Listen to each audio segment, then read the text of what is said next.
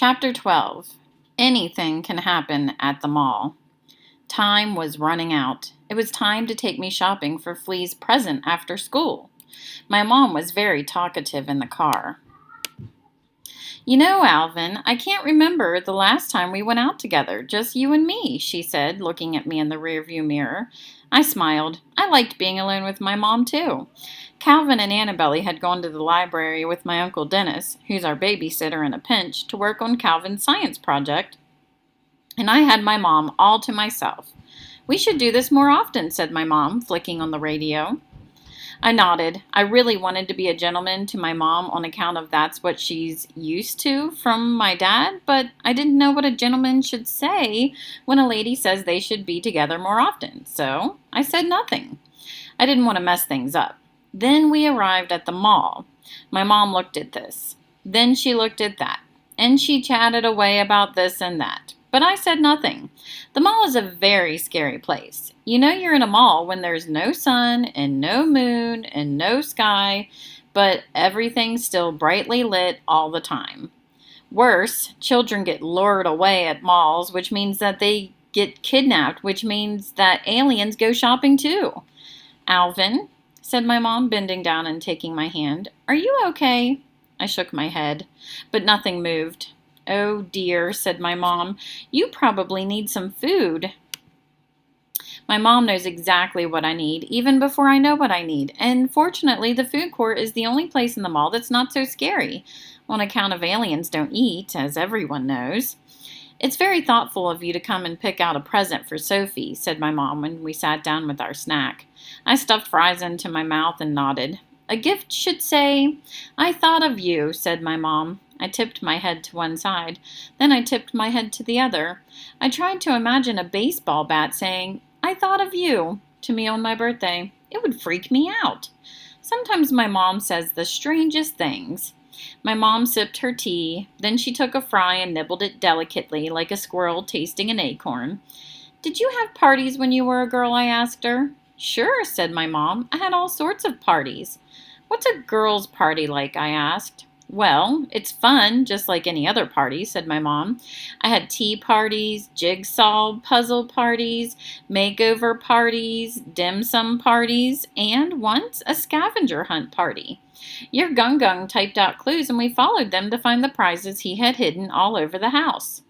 What's a makeover party? I asked. That's when you do each other's makeup, said my mom. Ew, I said. It's not so different from boys putting on war paint, said my mom. But boys look great, I said, and girls just look silly. Alvin, said my mom. I had more to find out, and my mom was the perfect person to ask, so I took a big sip of lemonade, stuffed myself with more fries, and was getting ready to ask more questions when I saw something out of the corner of my eye. I blinked. I could hardly believe it. But there she was, Miss Louisa May Alcott from Orchard House, walking in the flesh right inside the mall. She wasn't dressed like she was 300 years old anymore. She was dressed like a teenager. And she was with a couple of other teenage ladies who, gulp, were the clones. My eyes popped out like golf balls. My mouth opened in an O. I froze, and when you freeze with your eyes and mouth wide open like that, you're just asking for trouble. Our eyes met. Then they flocked like four magnets. Or then they locked like four magnets. Click. Then she looked away, but my eyes were stuck following her as she came closer and closer. Ah! I wanted to scream, but nothing came out of my mouth. And nothing came out of my mom's mouth either. Her lips were moving, but the audio portion of her program was suddenly dead. All I could hear was the laughter of the teenage Louisa May and her clones as they walked past. Alvin? My mom's voice finally came in again. Are you okay? Okay? Can you be okay when you've just been eye-locked by a dead author who's finally escaped her house where she gives tours and is roaming the mall disguised as a teenager? By the time my mom dragged my cold, stiff body over to the toy store, she had to read my mind about what to buy. Would Sophie like to grow crystals, she asked. Silence. Would she like a detective kit? Silence. How about a karaoke kit? Silence. Then my mom dragged me past the dolls in their clothes. Maybe she would like a doll, said my mom. Silence. Hi, Mrs. Ho, said a voice. It was Pinky. I was roast duck. Hello, Fauntleroy, said my mom, calling Pinky by his real name. What are you doing here? I'm here with my mom, said Pinky. We're shopping for a birthday present.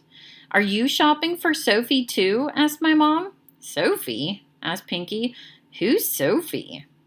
Silence. Pinky looked at me. Then he looked at the dolls on the shelves. Then he smiled his evil, wicked smile.